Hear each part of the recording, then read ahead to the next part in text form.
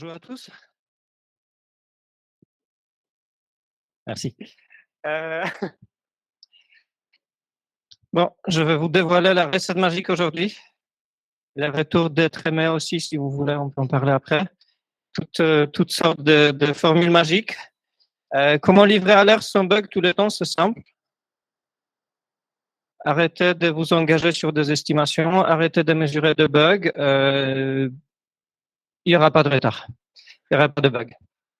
Bon, c'est une blague, non estimate, ça propose quelque chose d'intéressant, aussi intéressé, mais c'est absolument pas la voie qu'on choisit chez nous. Nous, ça veut dire BAM. BAM, on est une entreprise de services, on fait des applications mobiles. Je crée la boîte fin 2014. Je pense qu'aujourd'hui, on est la plus grande équipe React Native en France. On a 50 développeurs React Native. Et aussi, on fait du Flutter, on fait du natif depuis quelques années.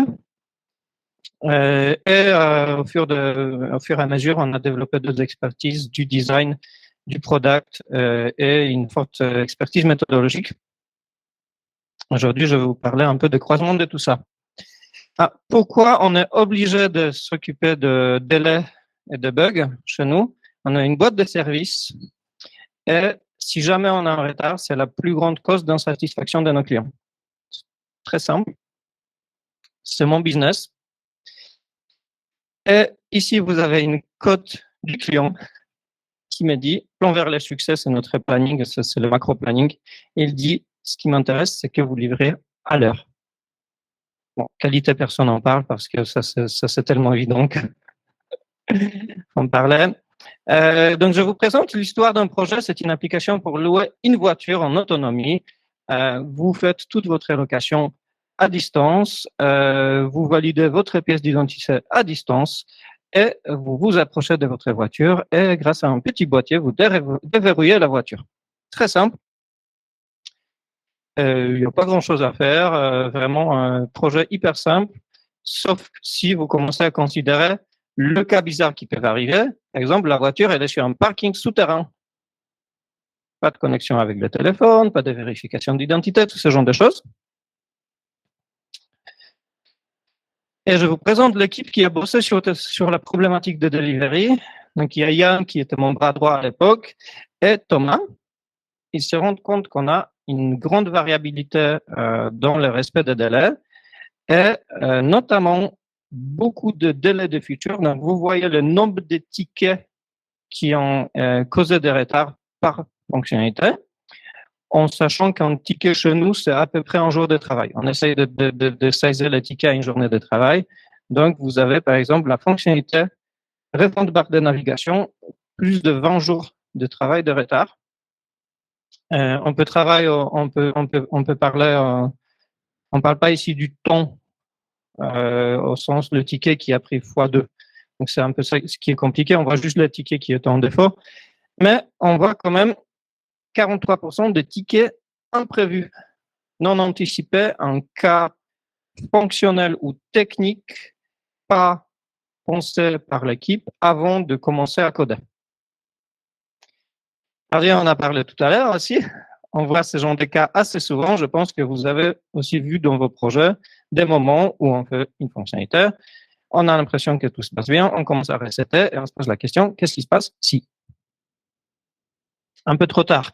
Qu'est-ce que ça génère? Ça, c'est notre situation idéale. Donc, on a un flux de, je fais une épique. Chez nous, l'épique, c'est à peu près la taille d'un sprint. On essaie de la garder, les sprints d'une semaine, les épiques d'une semaine. Des fois, une épique peut prendre jusqu'à 2 semaines. Donc, ça, c'est notre flux idéal. On commence le sprint, on fait l'épique, on est tous contents. Si on fait du Scrum, on appelle ça un sprint goal. Ce qui se passe lorsqu'on commence à avoir ce genre de décalage et d'oubli, c'est que on fait la recette, on se rend compte qu'il manque une fonctionnalité, on termine, mais comme notre sprint goal, c'était déjà une autre épique, on l'a commencé, ça l'a décalé, on fait la recette approfondie de la première, on se rend compte qu'il manque encore un cas. Vous connaissez l'histoire? Ça nous fait 3-4 en temps de développement nécessaire pour une fonctionnalité entre le début et la fin, même si forcément la charge de travail elle n'est pas beaucoup plus importante. juste les délais, les différents délais, le fait de réinjecter ça dans notre manière de bosser, ça crée ces effets. Si on regarde le facteur qui contribue à cet effet, la première chose, c'est la matière, donc le code et le métier qu'on manipule. Donc, si on a du code complexe ou un métier complexe, ou au pire les deux, ça va accentuer ces effets. La deuxième chose, c'est les milieux. Ça nous arrive souvent dans les environnements qui ont une forte pression de productivité, parce qu'on ne donne pas du temps aux équipes à se poser, réfléchir, un peu avoir du downtime où quelqu'un peut dire, tiens, en fait, je réfléchis, mais ça me semble bizarre. De milieux où, par exemple, on a du travail ticketisé avec des tickets estimés. Au niveau de méthode, pas de démarche de discovery, de conception codifiée, actée et précisée. Ça nous fait aussi un impact important sur ces effets-là. Un travail en user stories. Si vous travaillez en user stories, cet effet va se produire plus souvent que dans d'autres méthodologies de travail. Et un travail en sprint. Parce qu'on a une tendance à verrouiller le sprint. Une fois qu'on l'a défini, on ne veut pas trop bouger parce que c'est quelque sorte d'engagement souvent. Donc, du coup, s'il y a 2 cas non prévus, on va les ajouter plutôt dans le sprint suivant, etc.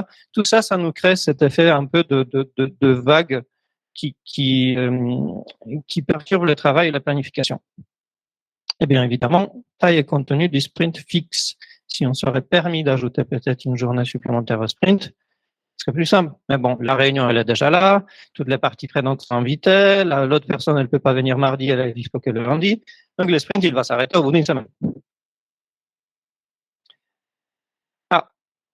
Du coup, on s'est posé sur la question, vu le contexte, et vu que nous, on veut pas trop changer ces contextes-là, on peut pas faciliter le métier, on peut pas trop faciliter le code. Et notre méthode de travail en sprint, avec les sprints d'une semaine, avec des user stories, etc., elle a quand même ses avantages et on ne veut pas y renoncer. Qu'est-ce qu'on pourrait faire pour combler cet effet-là? On est parti à la recherche d'une nouvelle méthode et on s'est posé 7 critères sur lesquels on veut évaluer cette nouvelle méthode. Donc d'abord, on veut une méthode qui, bien évidemment, va nous aider à rapidement détecter les cas limites, que ce soit des cas techniques ou métiers. Tout à l'heure, on parlait du DDD, on parlait beaucoup du métier. Il y avait une question, qu'est-ce qu'on fait avec les cas techniques? Nous, on voulait clairement prendre en compte ça dans notre méthodologie. Une méthode qui nous permettrait de produire de la documentation, qu'on peut utiliser par la suite dans le projet, qui va faciliter les échanges multimétiers. On considérait que les problèmes qu'on voyait, c'était pas juste des problèmes techniques ou juste des problèmes de produits, c'était souvent des problèmes d'interface entre les deux, qui, accessoirement, ça serait bien qu'elle nous facilite aussi le testing, qui permet de mieux communiquer où se situe la complexité, quelle est cette complexité, et à la fin, qui ne ralentit pas le développement parce que l'enjeu chez nous, c'est aussi de délivrer au rythme qui est nécessaire pour que nos clients réussissent. Et surtout, ça c'est une très très très forte conviction de la boîte, une méthode qui est visuelle parce que la collaboration visuelle, elle permet à tout le monde de mieux communiquer sur ce qu'on appelle le objet frontière ou le boundary object. Du coup, les espaces où on traduit d'un domaine à l'autre, d'un métier à l'autre.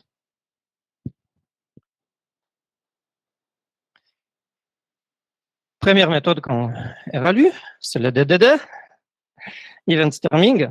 J'aime bien le DDD, j'adore le DDD et on l'utilise aussi de temps en temps, mais cela ne correspond pas à nos use case. Pour quelle raison? La première chose, c'est qu'on visualise pas toujours où se situe la complexité. On voit très bien la complexité métier, mais des fois, il y a des complexités techniques. Donc, je vous ai dit tout à l'heure, on a une voiture qui est dans un parking souterrain. C'est pas évident comment traduire ça en DDD. On pourrait modéliser, faire du brainstorming sur le domaine technique, mais du coup, on arrive à des cas qui sont un peu limites et qui sont sûrement beaucoup moins utilisés dans le DDD, beaucoup moins courants. Quelque chose qui nous permet de rapidement développer efficacement. Donc, le DDD tactique, il y a ce trade-off et il y a une forte aussi culture orientée objet derrière qu'il faut appliquer. Il y a des avantages, il y a des inconvénients, il y a aussi des trade-offs. Et quelque chose qui est utilisable en tant que documentation. Encore une fois, DDD, c'est une documentation excellente du point de vue métier, un peu moins forte sur les autres plans. Est-ce que ça nous permet d'identifier les cas limites uniquement dans le métier? Donc, on s'est dit peut-être d'autres outils, type UML, diagramme de séquence, ce genre de choses. Déjà, c'est pas très digeste pour de non-tech. Ça permet pas toujours de visualiser où se situe la complexité, parce qu'on se retrouve avec un graphe qui est extrêmement verbeux. Et bien évidemment, un testeur, un QA, s'il voit un graphe UML et on lui dit, écoute, voici la chose à tester, c'est pas évident. Donc, on s'est dit, on a besoin d'inventer quelque chose parce qu'on ne trouve pas de méthode qui correspondrait à cette chose-là. Peut-être la méthode Blueprint, mais j'en ai jamais entendu parler avant, donc il faut que je me renseigne. Donc, la première chose qu'on devrait changer, c'est de changer notre objet sur lequel on travaille en tant qu'entreprise. Donc, avant, l'objet principal sur lequel on bossait, c'était une user story. Une user story, je vous rappelle, inférieure à une journée de travail chez nous. Donc, si quelqu'un voulait faire une épique qui s'appelle abonnement 10 € par exemple, on faisait un label Trello. Ensuite, la personne se posait, elle écrivait toutes les use cases qu'elle avait en tête. Ensuite, le développeur prenait le premier ticket, disait, bon, avec ce ticket-là, il y a ça à faire, il y a ça à faire, etc. Et bien évidemment, il n'y avait aucune vision complète et cohérente de la future abonnement 10 €. Donc, aujourd'hui, une spécification d'une épique, c'est une page Notion avec l'objectif business, avec des maquettes, avec des cas limites, avec quelques autres éléments. Donc, vous voyez ici, c'est une épique sur laquelle on a 12 user stories qui sont liées à cette page.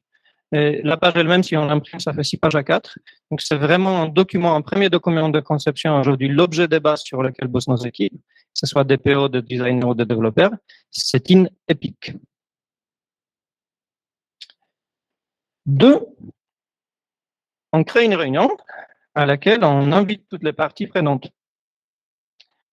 Donc ici, vous voyez, ça c'est un screenshot d'agenda que je fais en préparant la camp. Il y a 2 réunions. C'est pas toujours 2. Des fois, il y en a une seule, mais cette équipe a décidé d'en faire 2. Il y a une réunion de l'équipe tech plus les designers, et ensuite plus les designers et PO, et ensuite il y a une autre sur laquelle on invite les clients. Donc il y a Digital Solution Manager, Brand Manager dans ce projet-là qui participe au challenge de ce qu'on a produit.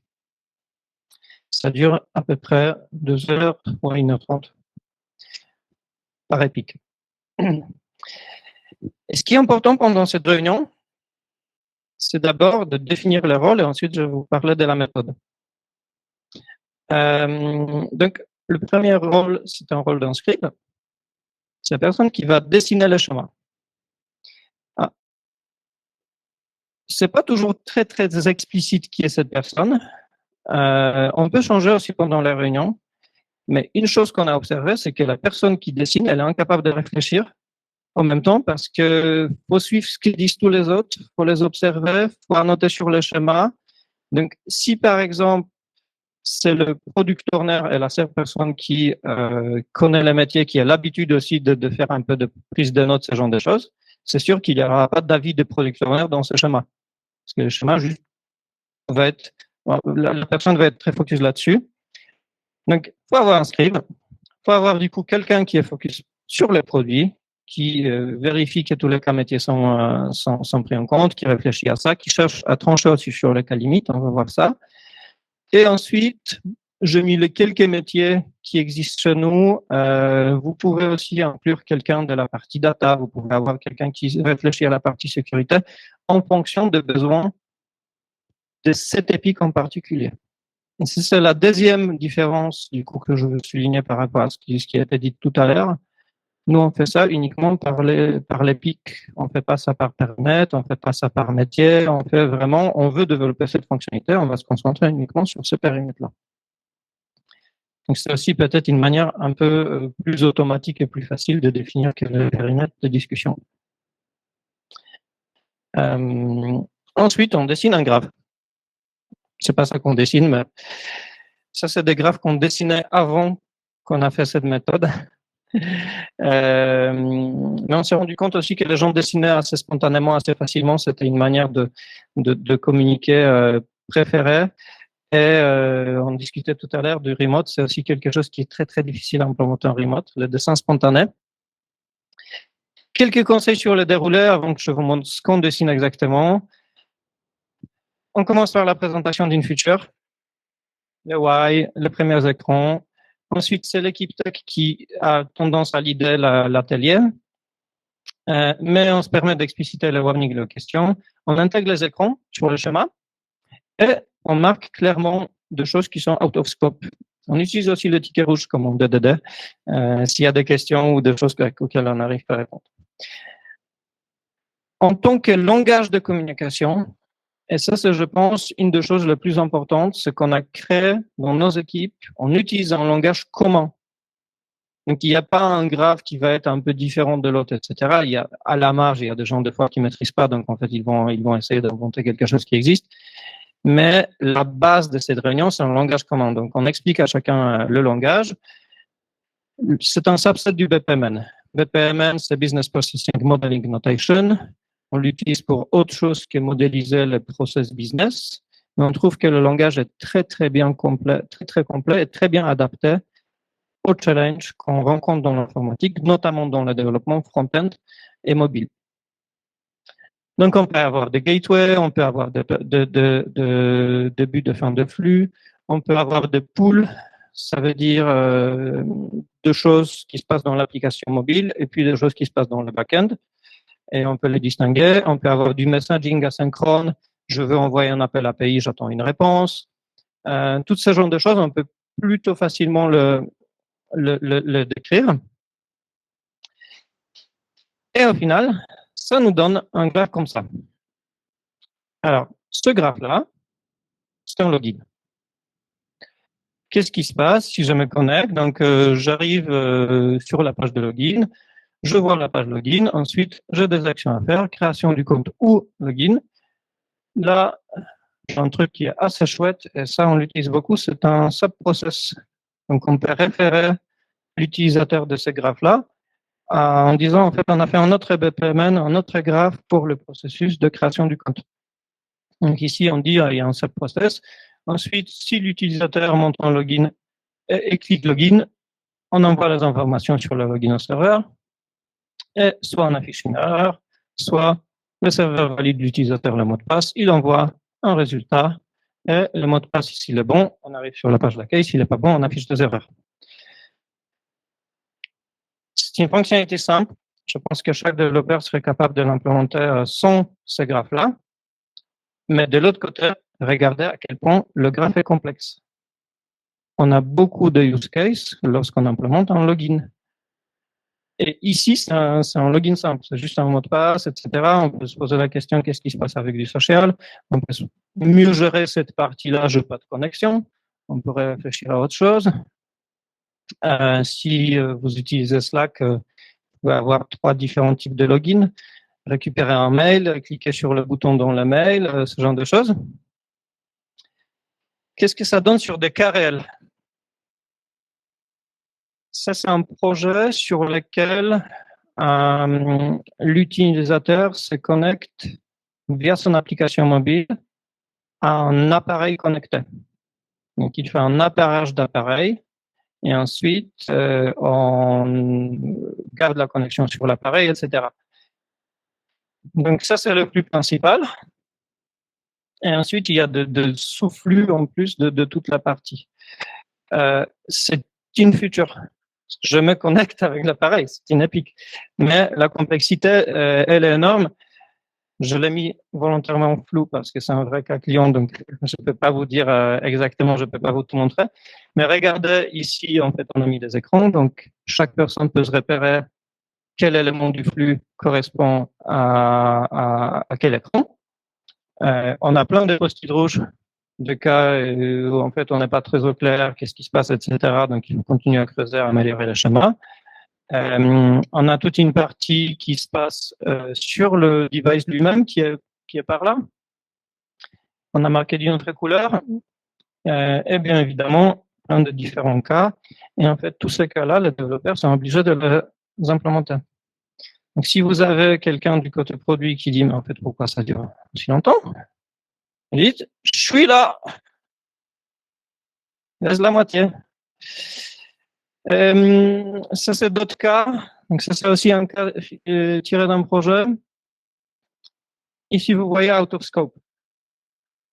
Donc, on a fait la conception, on s'est mis d'accord sur comment ça va fonctionner, et on s'est aussi mis d'accord sur le fait que ce cas-là, on ne va pas l'implémenter pour le moment. C'est pas grave, c'est une décision commune. Ici, on voit encore un autre cas qui est hyper intéressant. Donc, on travaille aujourd'hui sur une comparaison d'efficacité des équipes de développement entre différents langages. Et on se pose la question, une question simple, est-ce que ça prend plus de temps d'implémenter un login en Flutter, en React Native ou en natif?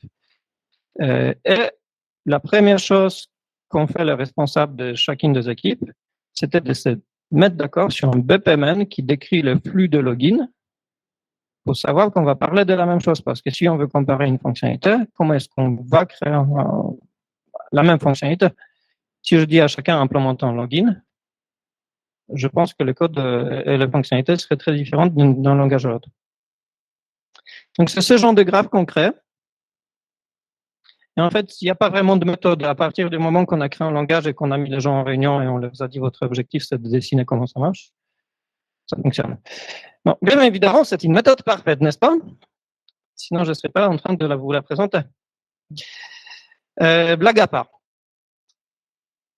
Sur le projet que je vous ai montré au début, la première épique qui a été développée, implémentée avec la nouvelle méthode, je pense qu'on a divisé par 4 le nombre de tickets imprévus et le nombre de tickets en retard. Ce que vous voyez aussi, les autres causes, ce que vous voyez, c'est aussi des décalages qui sont dus au fait que les autres tickets ont été oubliés des fois. Donc, en fait, on a aussi un effet sur les autres causes, parce qu'à partir du moment qu'on a réussi à stabiliser notre flux de développement, il se stabilise à plusieurs endroits. Ça, c'est la dernière épique qu'on a développée sans cette méthode, et on était déjà en train de bosser là-dessus, réfléchir, et on nous a convaincu qu'on avait vraiment besoin de réagir. Un autre type d'impact, donc je vous présente Maxence qui à l'époque était chez nous depuis 6 mois et Thomas qui était son boss. Et donc, j'ai assisté à une réunion où Maxence dit en tant que développeur junior, regarde le graphe, en fait ici c'est un tunnel de consentement d'un patient dans une appli médicale. Il dit, on n'avait pas cet élément-là. Donc on avait le cas limite, c'est un patient qui est déjà traité par un autre médecin dans cette même appli et qui refuse le nouveau médecin et qui refuse du coup de se faire soigner. Donc en fait, on est obligé de les retirer de l'application alors que tout processus d'ajout du patient, il était juste focus sur l'ajout. Un cas un peu tordu, mais très, très, très complexe à implémenter, surtout a posteriori, si la seule chose à laquelle on a pensé, c'était un ajout d'utilisateur. Donc, en fait, Maxence dit qu'est-ce qui se passe dans ce cas-là. Et j'ai assisté à la réunion, c'était magique. En fait, on a tout le monde qui s'arrête. L'expert PO du client, le lead tech, etc. Et genre, au bout d'1 minute, le lead tech qui nous dit, tu sais, je pense que tu viens de nous sauver 1 mois et demi de retard. Parce que si on n'aurait pas vu ça, on avait implémenté tout, ce serait une cata. Donc voilà, Thomas. L'autre effet intéressant qu'on a, c'est le fait que ce langage-là, on peut l'utiliser aussi hors atelier de conception. Donc, ce que vous voyez ici, c'est une slide de conception, une slide de formation interne qu'un BAMER a fait devant ses collègues. en disant je vais vous expliquer comment concevoir les différents cas asynchrones. Et il a repris le langage visuel qui est utilisé dans toute la boîte pour dire voici la conception. Donc, on peut avoir des requêtes simples, des requêtes classiques ou des requêtes premium. À vous de choisir laquelle vous voulez. Mais en faisant sa formation, en fait, il s'est basé tout de suite. En fait, il a trouvé que la manière la plus simple d'expliquer ces concepts, c'était utiliser le langage de GraphBPMN à son équipe. Et ça facilite la discussion. Je vous mets quelques codes de nos clients, nos développeurs, nos équipes. Ce que j'aime bien, celle que j'aime bien aussi, c'est on est sur des sujets pas évidents côté métier. Je trouve ça cool de voir que vous arrivez à absorber cette complexité pas évidente. On a aussi Clotilde qui dit c'est un moment de discussion, on peut voir l'importance des besoins des autres. C'est aussi un moment, du coup, je parlais du fait on visualise où est la complexité. Donc, du coup, le produit, les équipes produits commencent à comprendre pourquoi les devs disent ça va aller de lent.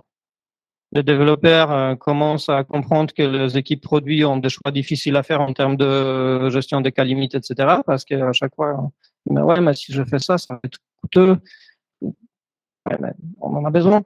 Donc, toutes ces discussions, on arrive à les cristalliser dans cet atelier de conception. On met tout le monde devant un graphe. Quelques remarques de l'autre pratique. Donc, l'outillage, bpml.io, c'est pas mal comme site parce qu'avec une aide contextuelle, il vous permet d'utiliser uniquement les objets qui, selon la norme BPMN, devaient se suivre. Donc, il force un peu la main sur les bonnes pratiques. Sinon, honnêtement, tout ce qui sert à faire de graphes, vous avez sûrement un plugin BPMN. On utilise énormément YED aussi. Bon, ça c'est un screenshot de BPMN.io.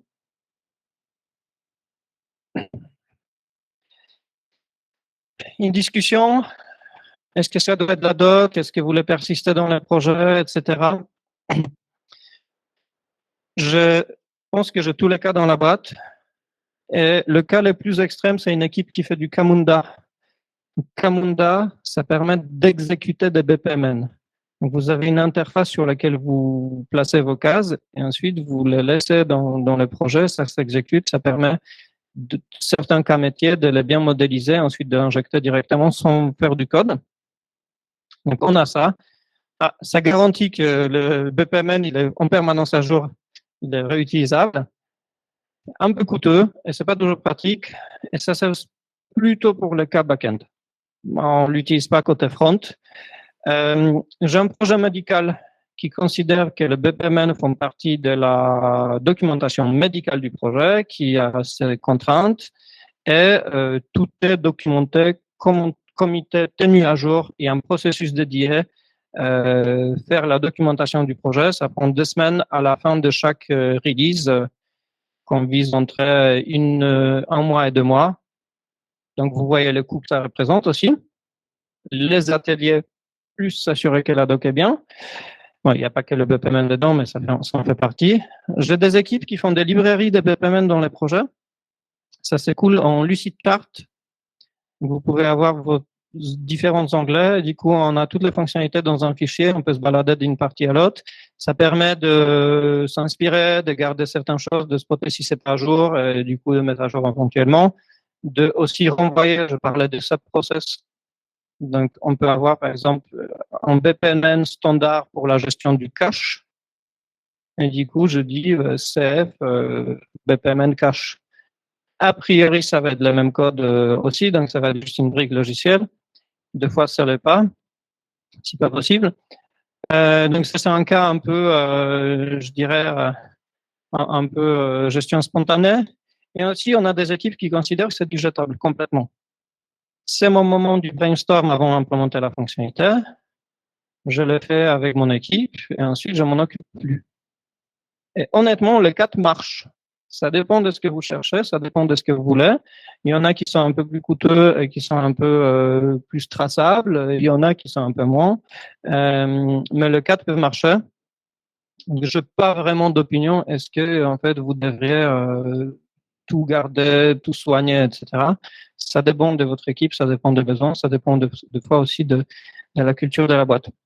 J'ai une petite question, Marek, sur ça.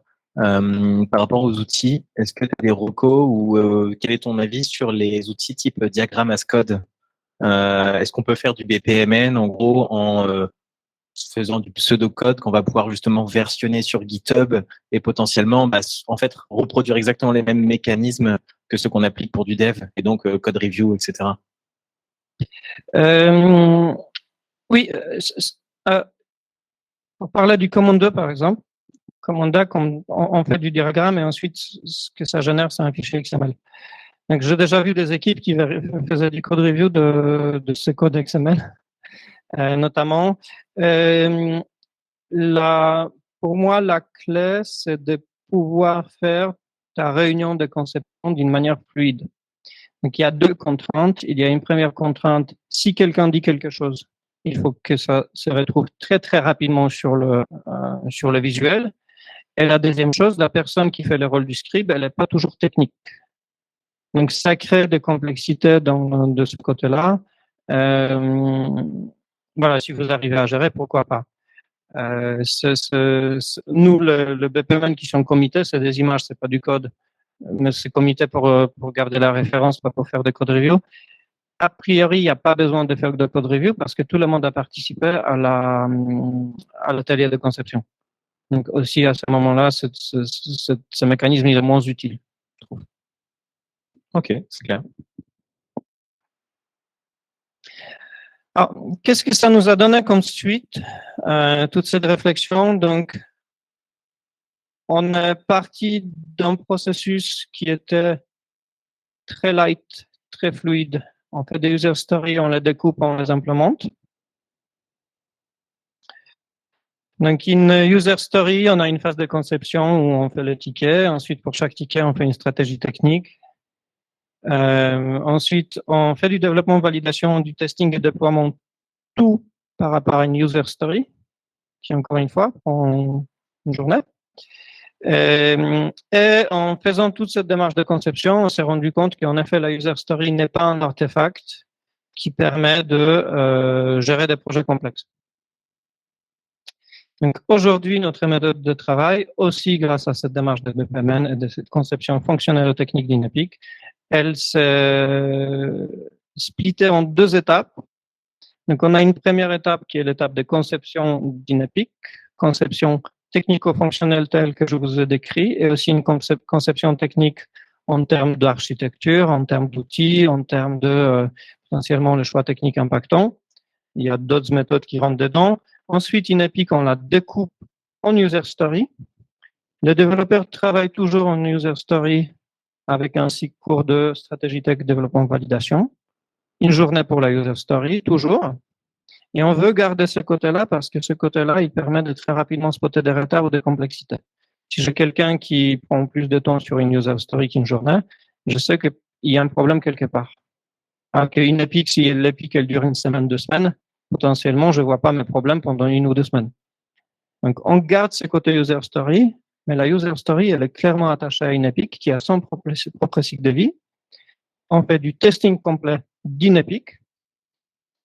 C'est un graphe que je n'ai pas inclus parce qu'il n'est pas hyper lisible, mais quand vous avez le BPMN, un QA peut suivre les cases. Donc, c'est assez simple de prendre une feuille et en fait marquer avec un marqueur ou quelque chose. OK, je fais ce parcours-là, il me reste ce parcours-là, etc. Donc, on fait du testing et on fait du déploiement, encore une fois, d'Inepic. On ne fait plus de déploiement de user story, sauf le correctif de bugs si nécessaire. Donc, le processus, il fonctionne d'une manière décalée. Ça, c'est un sprint. Et ça, c'est un deuxième sprint. Donc, très souvent, pendant que l'équipe de développeurs code le user story, le tech lead prépare l'EPIC qui va être développé la semaine suivante. Donc, le tech lead, il a un double travail d'accompagnement de dev dans le sprint actuel sur les fonctionnalités actuelles et de conception de préparation du travail pour la semaine suivante, ce qui nous permet de garder toujours un rythme hebdomadaire avec des sprints toutes les semaines et une conception qui est faite en parallèle de tout ça. Voilà pour la méthode.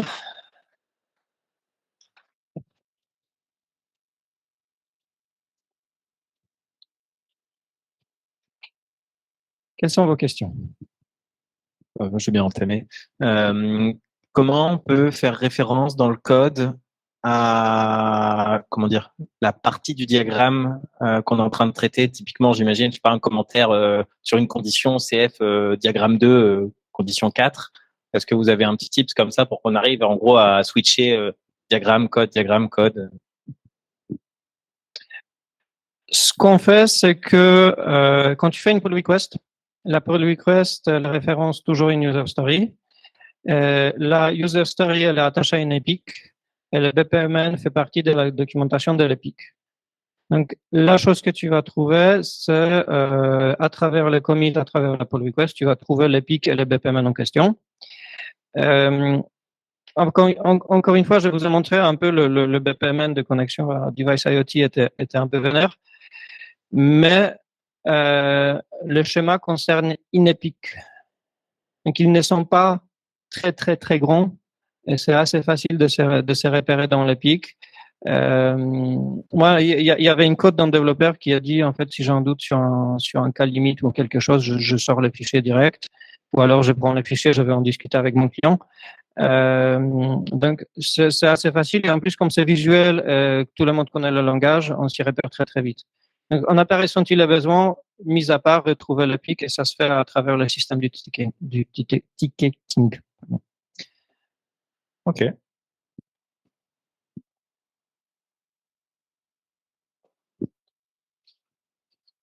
Juste une petite question de précision. Tu as fini par dire que c'était le tech lead qui, du coup, avait ce double casquette de gérer l'actuel pour préparer le futur.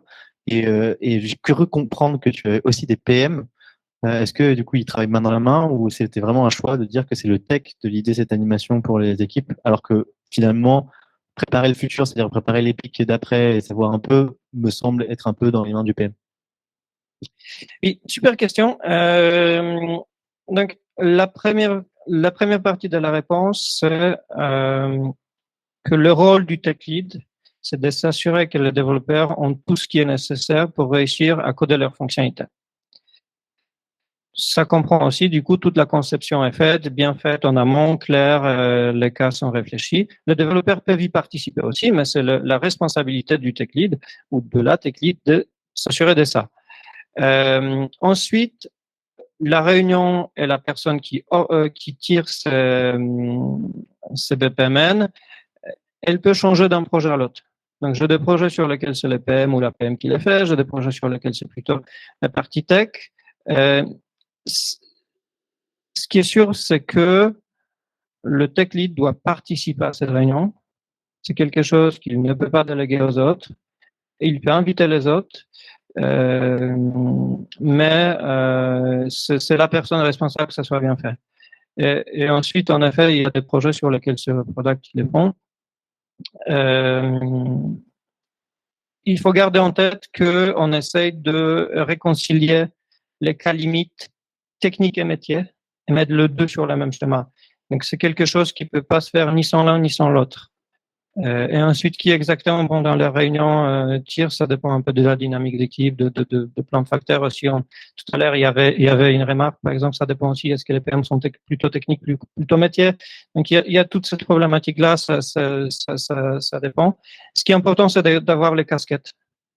Les casquettes que j'ai montrées tout à l'heure, si en fait, s'il y a personne qui tire plus vers les produits ou personne qui tire plus vers la plateforme front ou back, ça va être déséquilibré, on va manquer de choses. Donc, il faut s'assurer, le responsable le chef de projet doit s'assurer que l'équipe est bien équilibrée.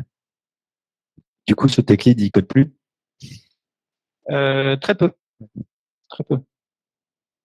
C'est du pair programming, c'est de la formation, c'est de la conception, et au final,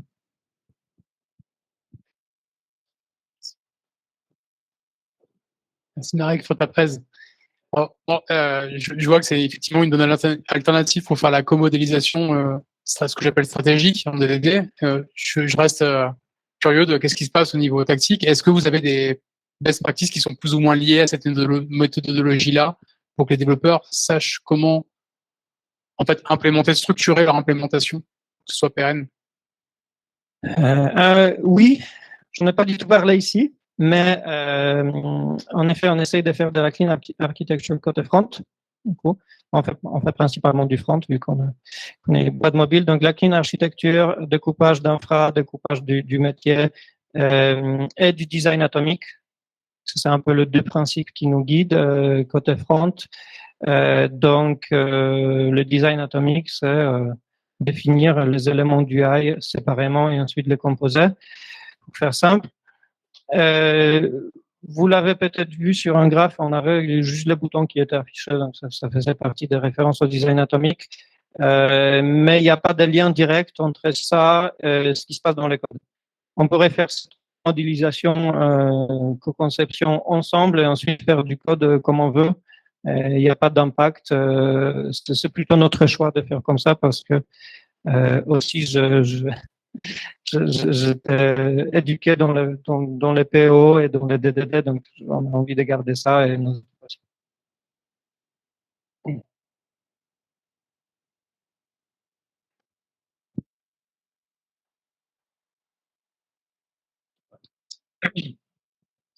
Donc la question, c'est, bon, c'est très intéressant comme méthode.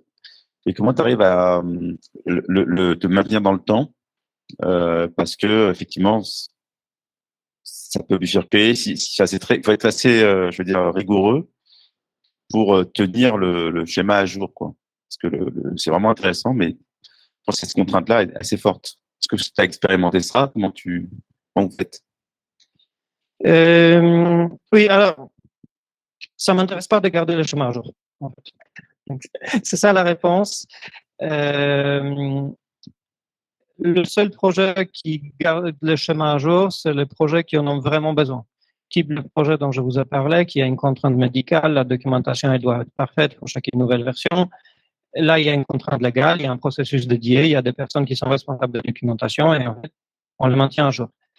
Ce qui m'intéresse et l'objectif de la méthode, c'est de créer la discussion technico-fonctionnelle et améliorer le niveau de compréhension de chacun de quels sont les différents cas d'usage dans une fonctionnalité. Donc, si l'équipe fait ce graphe-là et ensuite elle le jette à la poubelle, très bien, parce que de toute façon, l'impact va être là. Et l'impact que je cherche, c'est de découvrir les cas limites qu'on n'aurait pas vu autrement. Donc, au final, peut-être il y a une perte parce que le jour où on revient sur la fonctionnalité ou le jour où on fait une fonctionnalité similaire, ça serait bien d'avoir le schéma précédent. Honnêtement, c'est pas grave. C'est une réunion qui dure 2h30, qui nous a permis de réduire de 4 le nombre de tickets imprévus dans le sprint. Ça vaut le coup. Pour moi, ça vaut le coup. Et après, c'est jamais 100% efficace. Mais c'est suffisant. Et le coût de maintenance, le coût du process, avoir, je sais pas, un manager, un process qui gère ça, je pense qu'au final, ça serait contre-productif pour faire quelque chose qu'on peut faire ensemble en 2 heures. Ok, intéressant, merci. Et il y a un autre aspect aussi de cette question, comment est-ce que je fais pour forcer mes équipes à faire ça? Je fais pas. On ne le fait pas sur toutes les fonctionnalités. Si c'est un outil sur lequel les gens sont formés et les tech lead ou les PM ont plutôt une bonne jugeote par rapport à est-ce que c'est la bonne fonctionnalité, est-ce que je dois appliquer ça ici ou pas. Les gens ont une légère tendance à sous-estimer légèrement la complexité, mais dès que chose devient assez complexe, l'équipe dit en fait non, là il nous faut un atelier, on n'avance pas sans atelier, parce qu'ils ont déjà vécu souvent les problématiques de je me suis trompé dans la fonctionnalité, en fait j'ai pas vu les cas limites, ou alors ils ont une bonne formation sur laquelle on explique le why, on montre des exemples et on dit en fait le jour où tu en auras besoin, voici l'outil. Et ça c'est une formation qu'on fait au tech lead notamment d'une manière régulière. Parce que moi, je vois quand même pas mal d'avantages. Pour les nouveaux développeurs qui arrivent sur la fonctionnalité pour le futur, hein, d'avoir ça, c'est super pratique pour comprendre le code. Et l'autre avantage, c'est que tu peux le faire évoluer. Pour les bugs futurs, les futures évolutions de la fonctionnalité. Oui, je pourrais. Mais il y a un coût, de maintenance. Je pense que moi, dans notre contexte, ce coût n'est pas justifié. Je préfère que l'équipe refasse le truc plutôt que forcer à maintenir. Parce que, comme toute la doc, à partir du moment que la doc est terminée, on commence à avoir une divergence entre la doc et le code. Mais évidemment, donc, le coût de maintenance serait constant. À chaque fois qu'on touche à ce code-là, on devrait mettre à jour. Chez nous, la valeur n'est pas justifiée.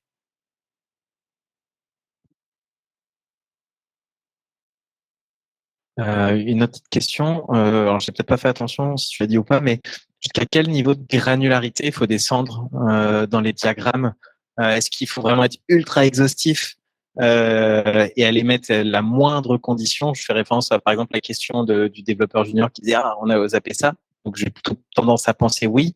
Ou est-ce qu'il y a des cas où justement c'est OK de rester un peu plus macro, voire même on commence macro et on affine au fur et à mesure? Ah, le fond de la méthode, et ça c'est un peu ma démarche long terme en tant que CTO, j'aimerais bien arriver à créer une méthode où on dissocie le travail de code et la prise de décision.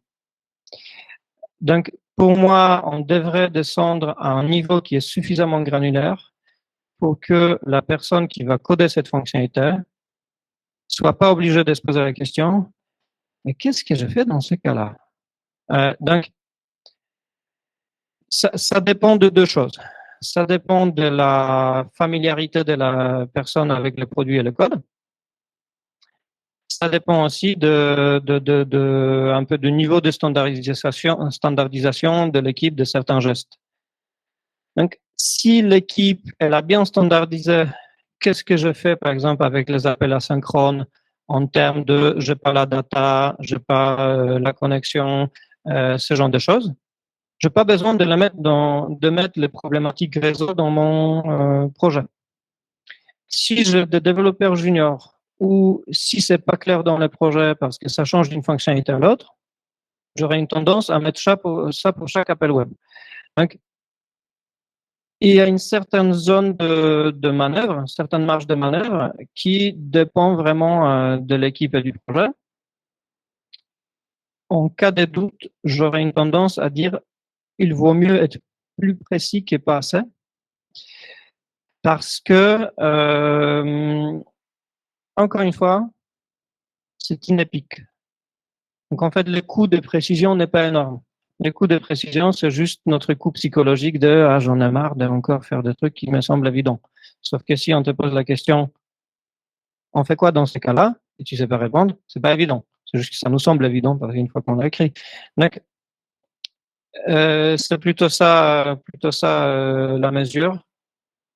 Ce que l'équipe est capable de faire sans devoir se poser des questions et prendre des décisions et s'arrêter dans le développement pendant que les tickets sont codés. OK. Tu disais dans ton diagramme qu'il y avait des cas limites, que vous faisiez pas de mise à jour parce que c'est jetable. En tout cas, ça peut être jetable ou pas.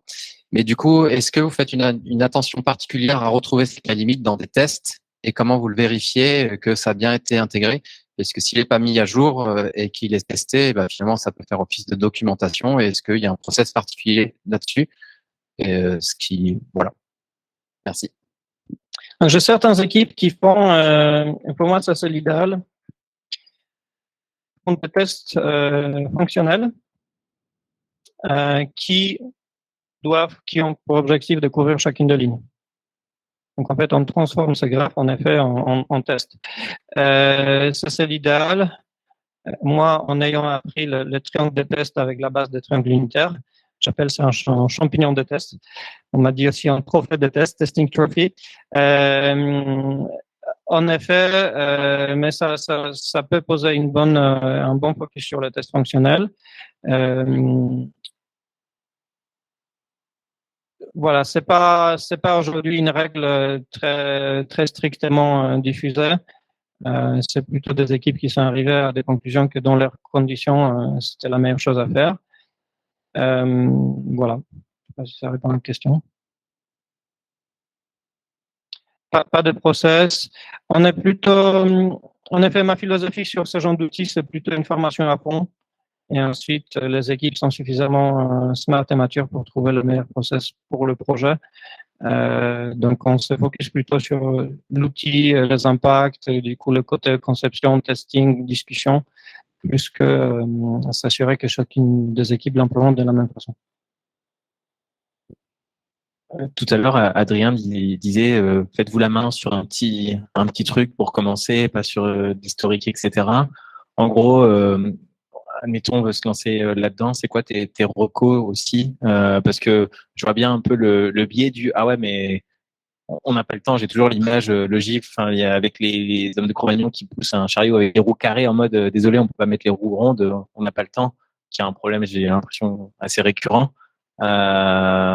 Comment on peut rentrer là-dedans et s'y tenir, à part avec de la bonne volonté, je dirais. La manière, pour moi, la meilleure manière pour commencer ça serait de avoir une personne qui, comme discutait tout à l'heure, va prendre le rôle du facilitateur scribe dans ce cas-là, et qui va surtout prendre en main le langage visuel de BPMN. Parce que bon, c'est un peu dommage de se poser la question, c'est quoi le symbole que je mets ici lorsque quelqu'un me parle.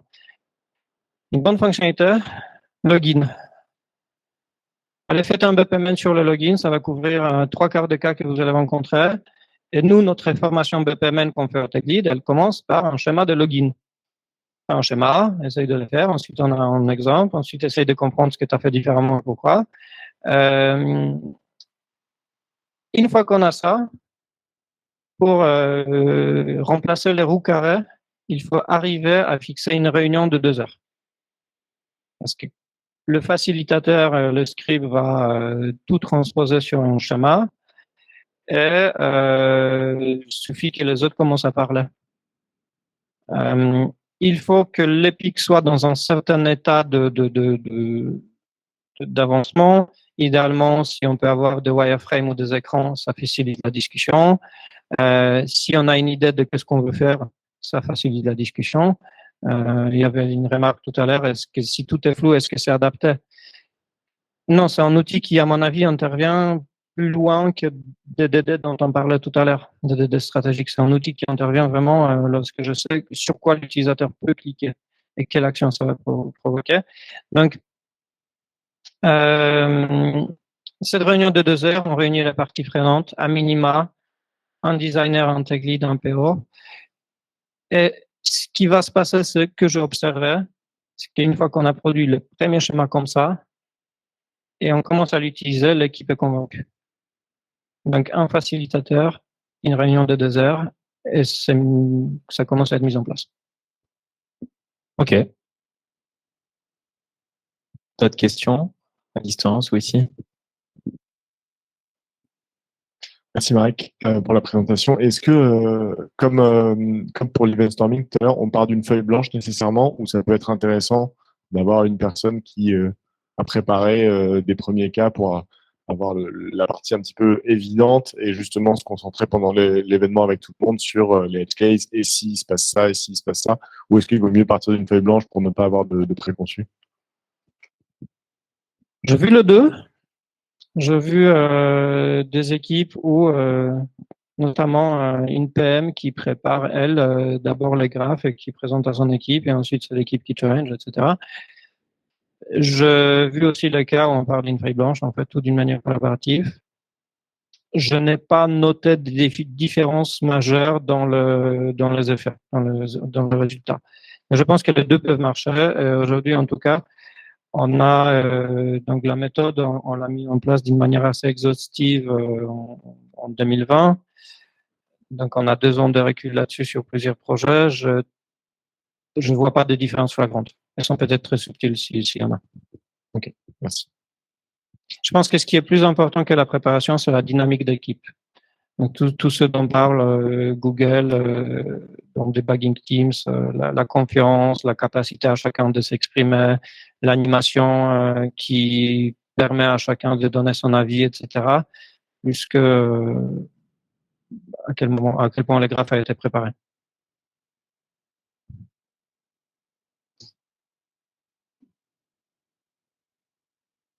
Visiblement, il n'y a plus de questions. Merci beaucoup. C'est top aussi. Félicitations.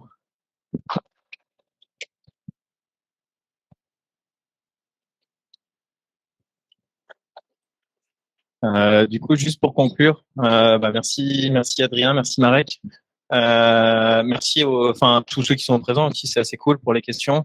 Donc c'est un truc qu'on a envie de continuer à faire chez Cheers parce que ça marche plutôt bien, ça intéresse. On a envie de continuer en plus à l'ouvrir à l'extérieur, peut-être moins souvent, mais plus gros comme je l'ai expliqué à certains. On envisage aussi des formats plus précis. En gros, si on fait moins de gros meet-up, on pourrait en faire un peu plus des petits, plus ciblés sur de la performance avec React ou avec tel langage, au format BPL ou en full remote parce qu'il y a toujours des contraintes, ça a aussi des contraintes de se déplacer, etc. On est très preneur de vos retours, de vos feedbacks. Pareil, pour l'instant, c'est surtout des speakers, des gens passionnants qui viennent nous parler de choses. J'ai bon espoir que nous, on va aussi pouvoir le faire. Je sais pas si on peut dire prochainement, voilà, mais de venir parler de certains sujets. Donc, si vous voulez nous solliciter, enfin voilà, on a aussi plein de gens très bons, passionnés, qui ont envie de parler enfin, par exemple, on est très branché mobile, on a eu l'occasion de bosser sur pas mal de use cases aussi. Donc, je pense qu'on va essayer de motiver nous nos troupes pour le faire. Je sais qu'on en a parlé avec Bastien chez Inato aussi. Il y aura peut-être des meet-up l'équivalent, mais dans d'autres locaux. Donc, bon, c'est un truc qu'on va essayer de développer. Et bon, la majorité des externes qui sont là au travers du Tech Rocks, donc la communauté tech. Je suis en discussion aussi avec Noémie pour voir, il y aura des formats déj ou petit déj, enfin ce genre de choses. Donc globalement, mon point c'est il n'y a pas de limite. Je trouve que c'est assez cool. Donc n'hésitez pas à balancer les idées. Enfin maintenant, plus tard, à moi, à d'autres. Mais en gros, faut qu'on capitalise là-dessus. Je pense que c'est assez cool, quoi.